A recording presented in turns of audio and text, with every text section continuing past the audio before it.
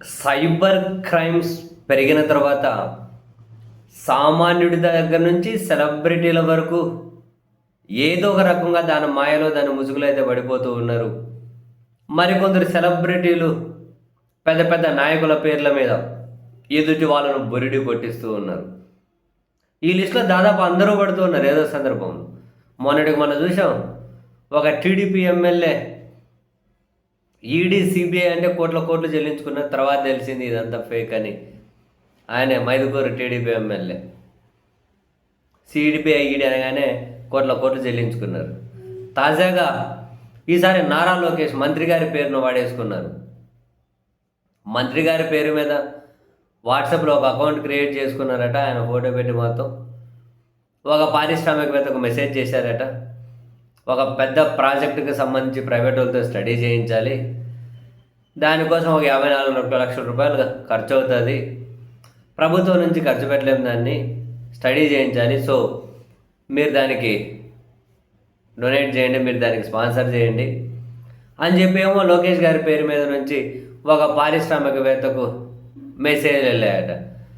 ఆ పారిశ్రామికవేత్త ఇప్పుడు ఇంత అలర్ట్ చేస్తూ ఉన్నారు. వాట్సాప్కి మెసేజ్లు వస్తాయి, ఆర్బీఐ నుంచి వస్తాయి, రకరకాలు వస్తారు, మీరు ఎవరి మాయలో పడకండి అని. బహుశా పారిశ్రామికవేత్తకు అలాంటి మెసేజ్ ఏమీ రాలేదేమో. నారా లోకేష్ ఏంటి అలా మెసేజ్ చేసి డబ్బులు అడగడం ఏంటి 54 లక్షలు అని చెప్పి అన్న కనీసం అనిపించాలి కదా. నిజమే అనుకొని 54 లక్షల రూపాయలు పంపించేశారట. తీరా చూస్తే అది ఫేక్ అనేది తెలుసుకున్నారట పంపించిన తర్వాత. అప్పుడు పోలీసులకు కంప్లైంట్ ఇచ్చారు. హడావిడిగా పోలీసులు అది ఇది బేసిక్ ఇవి ఎట్లా ఉంటాయంటే, కొన్నిసార్లు చాలా చిన్న వాళ్ళ అకౌంట్లు వాడుకుంటారు. 5, 6, 7, 8 అకౌంట్లు జస్ట్ 5-10 నిమిషాల్లోనే మొత్తం అంతా కనుక మారుకుంటూ చివరికి ఓడికి వెళ్ళిపోతుంది డబ్బు. పోలీసులు ఫస్ట్ నుంచి మొదలెట్టేసరికి లాస్ట్ వాడు ఎప్పుడో తప్పించుకొని అంటాడు. అట్లా జరుగుతాయి అంటారు. మరి ఇక్కడ కూడా అలా జరిగిందా లేదా అన్నది మనకు తెలియదు. కానీ ఈ కేసులో పోలీసులు 3 అరెస్ట్ చేశారు.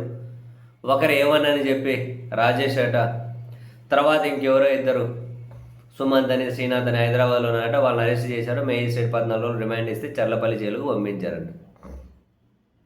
దీని వెనకలు ఇంకెవరైనా ఖచ్చితంగా ఉంటారు. మరి వీళ్ళే ఉన్నారా? దీని వెనక ఇంకెవరైనా ఉన్నారా?